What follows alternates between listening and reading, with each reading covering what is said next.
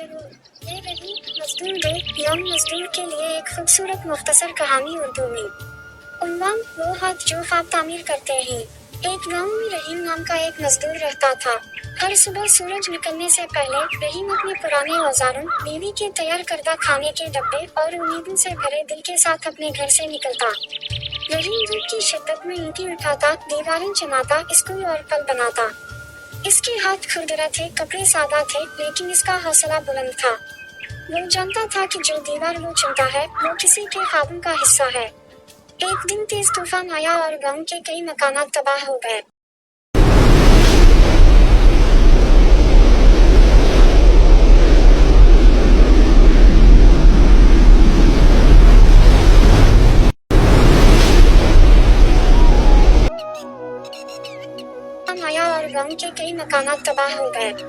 लोग गमज़दा थे और इन्हें समझ नहीं आ रहा था कि कहां से शुरुआत करें। रहीम ने बगैर किसी मजदूरी या इनाम के सबको जमा किया। इसने लोगों को सिखाया कि दीवारें कैसे उठाई जाती हैं, मिट्टी कैसे गूंदी जाती है और ख्वाबों को दोबारा कैसे बनाया जाता है। जल्द ही पूरा गांव दोबारा आबाद हो गया। हर दीवार में, हर एंट में मजदूरों का पसीना और दुआएं बसी हुई थी। इसीलिए हम यौम मजदूर मनाते हैं, उन अजीम हाथों के एहतराम में जो दुनिया को तामीर करते हैं।